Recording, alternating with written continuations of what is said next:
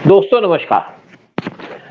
अफगानिस्तान के foreign minister Muttaqi वो India के अंदर आए थे 7 दिन के विजिट के लिए और उसी बीच में पाकिस्तान ने अटैक कर दिया काबुल के ऊपर क्योंकि उनकी इतनी चिढ़ लगी कि मुत्तकी क्यों इंडिया के अंदर आ गए।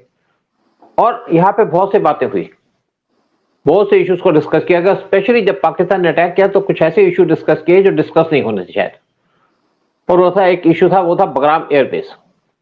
ये बगराम एयरबेस वो है जिसको ट्रंप लेना चाहते थे। ट्रंप ने सितंबर 18 को कहा था कि मैं बगराम एयरबेस ले लूंगा, कि हमने बनाई है।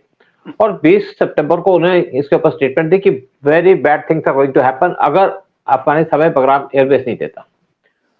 और साथ में उससे पहले भी इससे कहा था कि बगराम एयरबेस को चाइनीज को अफगानिस्तान ने चाइनीज को कंट्रोल में दे रखा है। और चाइना को लेके कई बार ट्रंप किसी ना किसी को टारगेट करते रहते हैं। इस इशू में बात करेंगे। जब मुत्तकी आए तो उन्होंने इंडिया को ऑफर किया कि वो बगराम एयरबेस ले ले, और साथ में बहुत सी बातें हुई। और साथ में ये भी कहा उन्होंने बगराम एयरबेस के ऊपर जो डिफेंस सिस्टम है वो डैमेज है, उसको रिपेयर करें। साथ में जो काबुल एयरपोर्ट है वहां पे जो सिस्टम है उसको भी रिपेयर किया जाए। साथ में जो जलालाबाद में इनका एयरपोर्ट है उसका भी डिफेंस सिस्टम को रिपेयर किया जाए। तो एक इंडियन टीम जा रही है अफगानिस्तान के अंदर और ये सारे काम करेगी। और इससे इसी इशू में बात करने के लिए हमारे साथ बैठे हैं उदय शंकर पानी जी। उदय शंकर पानी जी कहते हैं कि मैं आपसे बहुत कुछ सीखता हूं, लेकिन मैं बता दूं उदय जी, मैं भी आपसे बहुत कुछ सीखता हूं, क्योंकि जब इंटरेक्ट करते हैं तो उसी से बातें चलती हैं। और मुझे लगता है कि हमारे जो लोग हैं, जो हमारे जो फ्रेंड्स हैं, जो हमारे सब्सक्राइबर्स हैं, वो भी बहुत सीखते होंगे जो हम बातें करते हैं, क्योंकि हम लूल फूल बात तो नहीं करते, हम ढंग की बातें करते हैं। नेशनल इश्यूज की बात करते हैं, इंटरनेशनल इश्यूज की बात करते हैं, और साथ में इश्यूज की बात करते हैं सिक्योरिटी की। तो इसे अब चर्चा करेंगे, लेकिन उससे पहले आपसे रिक्वेस्ट करूंगा चैनल को सब्सक्राइब कीजिएगा, वीडियो को शेयर कीजिएगा। इससे हमें बहुत ज्यादा हेल्प मिलेगी, हमें सपोर्ट मिलेगी और हम और अच्छे वीडियो बना पाएंगे। उदय शंकर पानी जी, आप क्या बात करेंगे जो इस टाइम पे अफगानिस्तान इंडिया को बगराम अपनी एयरबेस को ऑफर कर रहा है? सर ये बड़ा इम्पोर्टेंट टॉपिक है और आई एम श्योर ऑडियंस को और जो भी सुनेगा इसको देखेगा प्रोग्राम को उनको बहुत पसंद आएगा। सर ये बगराम एयरपोर्ट स्ट्रैटेजिकली बड़ा काफ़ी इम्पोर्टेंट है और from military point of view. एक तो पहाड़ों से घिरा हुआ है, उसकी वजह से to attack that airport is very difficult. तो ठीक है सर, इम्पोर्टेंट है, लेकिन आज के एक टाइम पे इसके मालिक बनाया किसने था? रशिया ने। फिर अमेरिका जब आया घुसा वहां पर तो अमेरिका का कंट्रोल हो गया। अब अमेरिका भाग गया वहां से तो अफगानिस्तान का कंट्रोल है। अब एक अफगानिस्तान को आप कैसे दादागिरी करोगे? उसको कैसे बोलोगे कि यार नहीं, ये एयरपोर्ट हमें वापस कर दो? एक तो एक आपका एयरपोर्ट नहीं है, बनाया रशियन ने आके। तो जब दिल करे उसको फेंक दो इनको, और जब दिल करे हमें ये दे दो। तुम डराना धमकाने का तो टाइम गया। बेशक हमारे ट्रम्प भैया डराते रहे इनको, नहीं डराना भी क्या है। इसके अंदर गेम ये हुई है कि पाकिस्तान ने उनको प्रॉमिस किया कि साहब अफगानिस्तान से ये एयरपोर्ट हम आपको दिला देंगे। तो अमेरिका उसमें जोश में आ गया, कहता है यार वेरी गुड, हमारा ये फील्ड मार्शल है बड़ा मुनीर, उसने बोल दिया कि भाई दिला देगा, वो अफगानियों को डरा भी देगा। अब डराने वाला उनका बाप भी उनको डरा नहीं सकता अफगानिस्तान को। और इस वक्त जबकि गुस्सा एकदम चोटी पे है अफगानिस्तान का, वो अब पाकिस्तान की कोई बात नहीं मानने होंगे और ना ही अमेरिका की बात मानेंगे। और अभी चाइना और रशिया और इंडिया की हेल्प लेके ये लोग वो नैले पे दैला जवाब देंगे। आप देखो, देखो बेसिकली क्या है कि इंडिया के लिए बड़ा इंपॉर्टेंट है। जैसे पाकिस्तान 75 साल में बाज नहीं आया और बाज आएगा भी नहीं। अभी भी जब यहाँ पे ऑपरेशन सिंदूर है उसके बाद भी पाकिस्तान इंडिया को धमकी दे रहा है, उसकी बात हम बाद में करेंगे। और अब जब उन्होंने काबुल पे अटैक कर दिया और काबुल पे अटैक करने के बाद तालिबान टोटली पाकिस्तान के खिलाफ हो गया। पहले तो कुछ उम्मीद थी कि आपस में सुधर जाएंगे, रिलेशन इंप्रूव हो जाएंगे, लेकिन अब जिस तरीके से पाकिस्तान ने अटैक किया काबुल के ऊपर तो अफगानिस्तान ने इंडिया से मदद मांगी और कहा जी आप जो हमारा यहाँ पे काबुल का एयरपोर्ट है, यहाँ पे जो डिफेंस सिस्टम है जो अमेरिका छोड़ गए थे उसको रिपेयर कर दो। इंडिया ने कहा बिल्कुल ठीक बात है, हम इसको कर देंगे रिपेयर। साथ में उन्होंने कुछ और बातें की। उन्होंने कहा जी साथ में जो काबुल का एयरपोर्ट है जो यहाँ से सिर्फ 60 किलोमीटर दूर है उसको भी रिपेयर कर दो, उसका जो डिफेंस सिस्टम है। और साथ में और भी बात है कि बाकी तो वैसे इंडिया की एम्बेसी खुल रही है इस टाइम पे काबुल के अंदर बहुत जल्दी, और इंडिया काबुल रिवर के ऊपर जो डैम बनाना है, शहतूत डैम, वो बनाएगा जिससे पाकिस्तान का पानी रुकेगा और काबुल को यहाँ पे पानी मिलेगा, क्योंकि काबुल ड्राइएस्ट सिटी है पूरे वर्ल्ड के अंदर, कोई भी जो कैपिटल है काबुल सबसे ड्राइएस्ट है। तो अब क्या है कि इंडिया अपनी एक बड़ी टीम भेज रहा है, टेक्निकल टीम भेज रहा है बगराम एयरपोर्ट पे, और इसको डेवलप करेगा, साथ में सिक्योरिटी प्रोवाइड करेगा, और इस एयरपोर्ट के साथ डेवलप करने के साथ इंडिया अफगानिस्तान को अपने डिफेंस सिस्टम दे रहा है। आकाश डिफेंस सिस्टम की बात चल रही है, वो भी इंडिया देने को तैयार है। फिर एक और सिस्टम है D4S, जो लेजर से चलता है, जो बहुत यूजफुल हुआ था ड्रोन्स के खिलाफ जब इंडिया और पाकिस्तान का वार हुआ था, सिंदूर हुआ, जो ऑपरेशन सिंदूर हुआ था, वो भी इंडिया इनको दे रहा है क्योंकि वो सबसे सस्ता सिस्टम पड़ता है। और साथ में इंडिया इनको एमुनिशन की जरूरत है, वो भी दे रहा है। एक डिफेंस डील भी हो रही है दोनों कंट्रीज के बीच में, और बदले में अफगानिस्तान क्या देगा वो देखा जाएगा। और ये बात है कि अफगानिस्तान के अंदर रेयर अर्थ मटेरियल्स हैं, बहुत से मिनरल्स हैं जो इंडिया निकालेगा, और सारे के सारे भेजे जाएंगे ईरान के चाबार पोर्ट के रास्ते। तो ये भी एक डील चल रही है। लेकिन मेन बात है कि बगराम एयरपोर्ट को लेकर इंडिया क्या करेगा। देखिए, हम अगर अपने दुश्मन के बैकयार्ड पे बैठेंगे तो हम उस दुश्मन को कुचल सकते हैं, बीच के अंदर पीस सकते हैं, और ये इंडिया करने जा रहा है।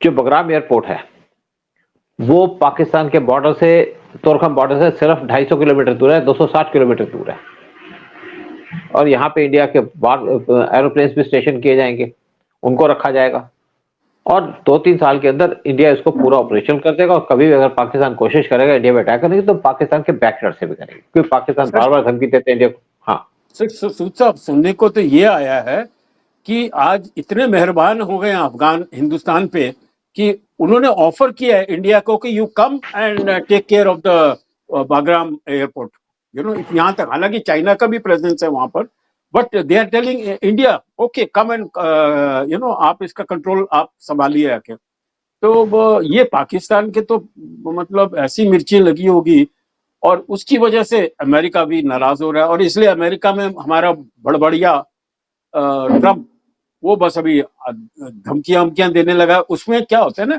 सर, अफगान को हैंडल करने के लिए प्यार मोहब्बत चाहिए। वो लोग अपनी जान निछावर कर देंगे उनका अगर प्यार से बात करेंगे। सर, उनको अगर डराओगे धमकाओगे, वो तो मौत से भी नहीं डरते वो लोग। वो ऐसे फाइटर है किसी कोई उनको आज तक जीत नहीं पाया, ना रशिया ना अमेरिका, और पाकिस्तान तो पिद्दी है बिल्कुल।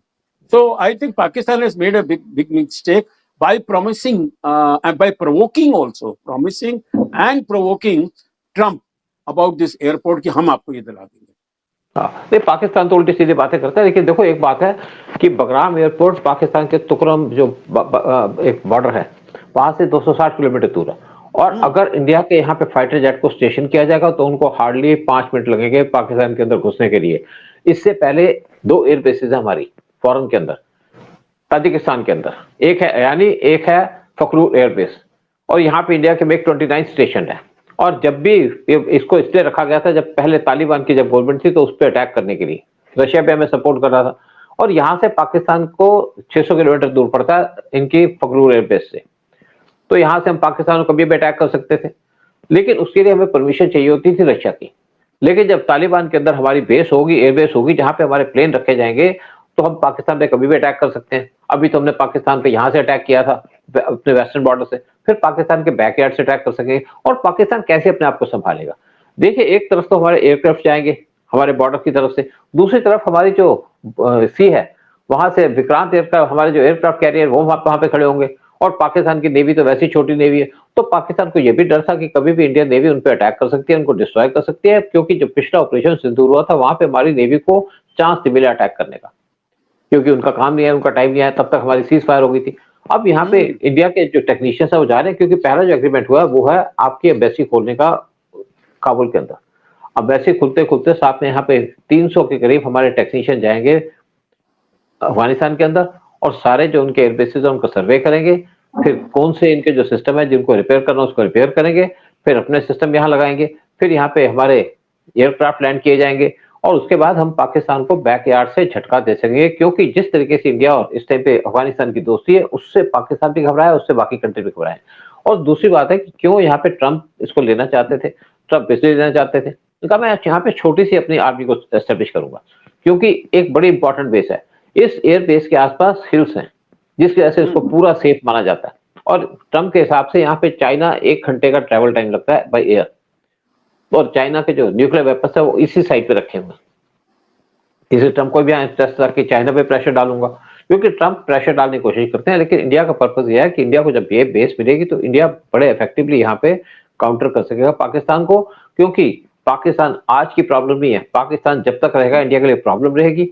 और ट्रम्प को यहाँ पे ये भी इंटरेस्ट था कि उनके $7 बिलियन का एम्यूनिशन छोड़ा हुआ जो इस टाइम पे अफगानिस्तान के हाथ में। दूसरी बात है कि अफगानिस्तान के साथ और बड़ी डील हुई है, अफगानिस्तान को एम्यूनिशन चाहिए, अफगानिस्तान को जो उनके गन्स हैं उनका रिपेयर करने का काम चाहिए, जो इंडियन टेक्नीशियंस कर सकते हैं। आज हम हर एक चीज के चीजें बना रहे हैं, हर एक टाइप के टैंक्स बना रहे हैं, हर एक टाइप के एयरक्राफ्ट बना रहे हैं, हर एक टाइप के हम वारशिप बना रहे हैं, हर एक टाइप के सबमरीन बना रहे हैं, इवन न्यूक्लियर सबमरीन बना रहे हैं। तो हम इनकी जो न्यूक्लियर इनके जो वेपन्स है उनको रिपेयर करेंगे, क्योंकि आप देखते हैं बार बार हमें धमकी मिलती है पाकिस्तान की तरफ से, इनके डिफेंस मिनिस्टर भी धमकी दे देते हैं, इनके आर्मी चीफ वो न्यूक्लियर वेपन की धमकी दे देते हैं बार बार।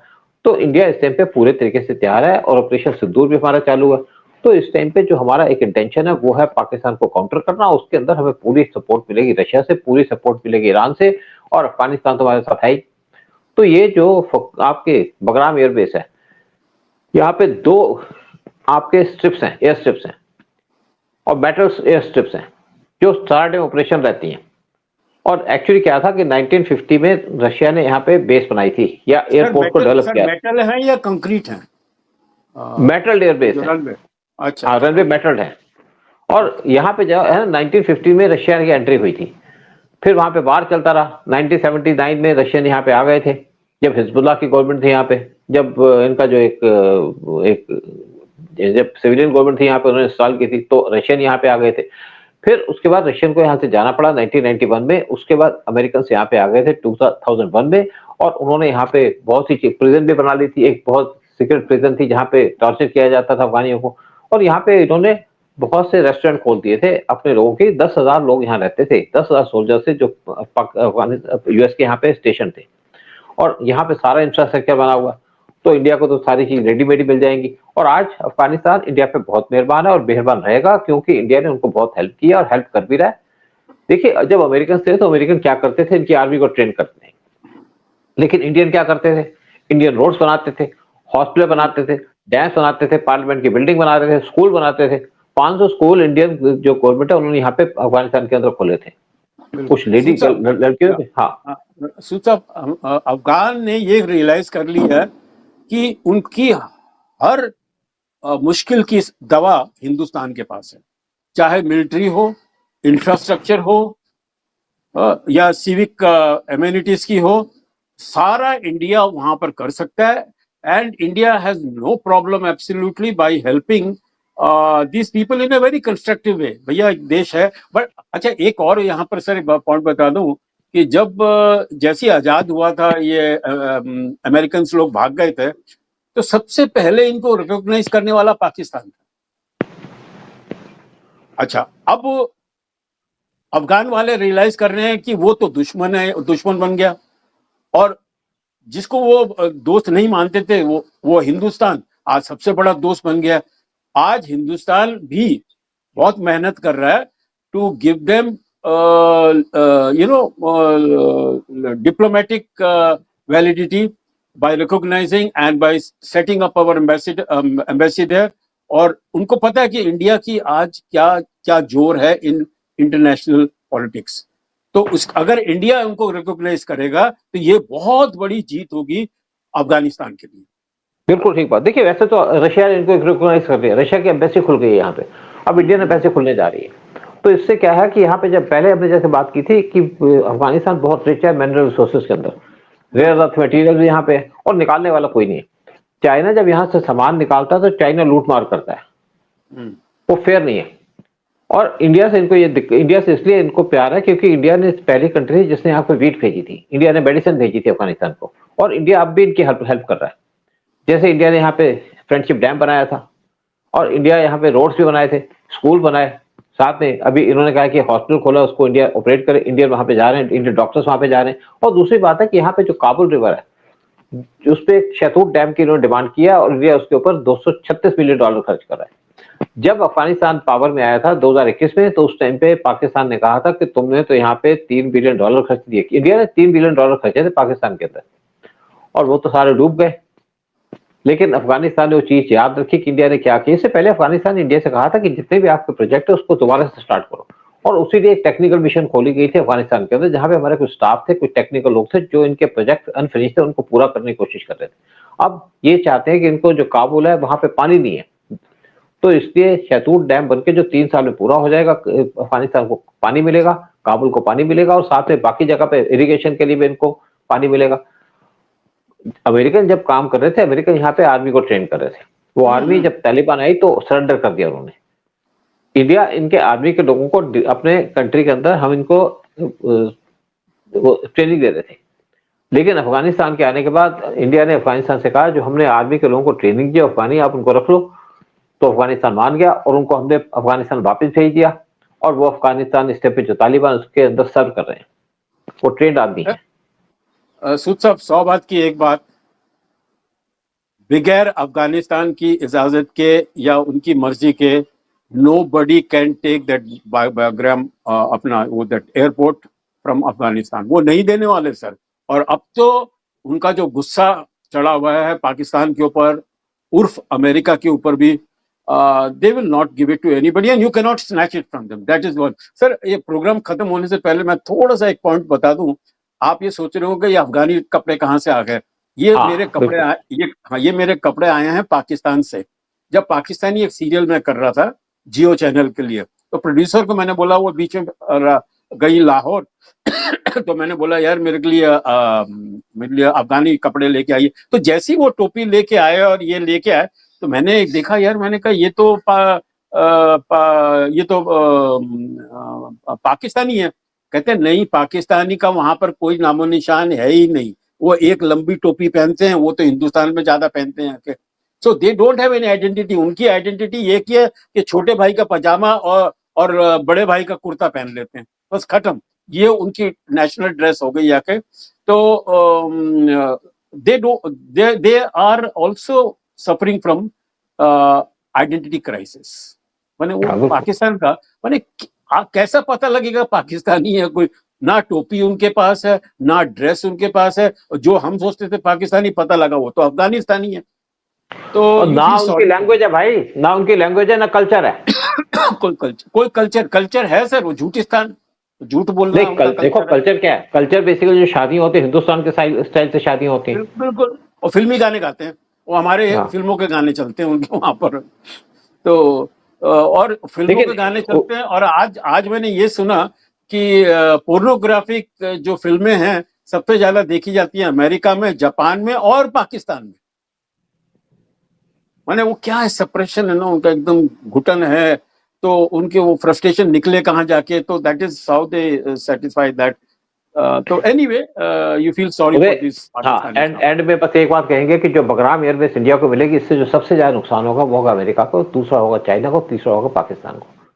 क्योंकि अमेरिका चाइना दोनों की नजर थी बगराम एयरबेस पे, और पाकिस्तान को इसलिए होगा कि पाकिस्तान के बैकयार्ड में इंडिया बैठेगा। उससे पाकिस्तान के अंदर हलचल मची हुई है, पाकिस्तान परेशान है कि क्या करें। तभी तो पाकिस्तान कहता है कि इंडिया उसका, अफगानिस्तान इंडिया का प्रॉक्सी है, यानी कि हमारे कहने पे सब कुछ कर रहा है। और अब आपसे ये कहेंगे लोगों से कि चलिए ठीक है, आप वीडियो को सब्सक्राइब, हमारे चैनल को सब्सक्राइब कीजिएगा, वीडियो को शेयर कीजिएगा, अपने कमेंट दीजिएगा, आपको क्या लगता है, क्या इंडिया पाकिस्तान का प्रॉक्सी है, और बगराम एयरबेस लेने से इंडिया को क्या फायदा होगा। जय हिंद, जय भारत। जय हिंद, जय भारत, जय अफगानिस्तान, हिंदुस्तान की दोस्ती।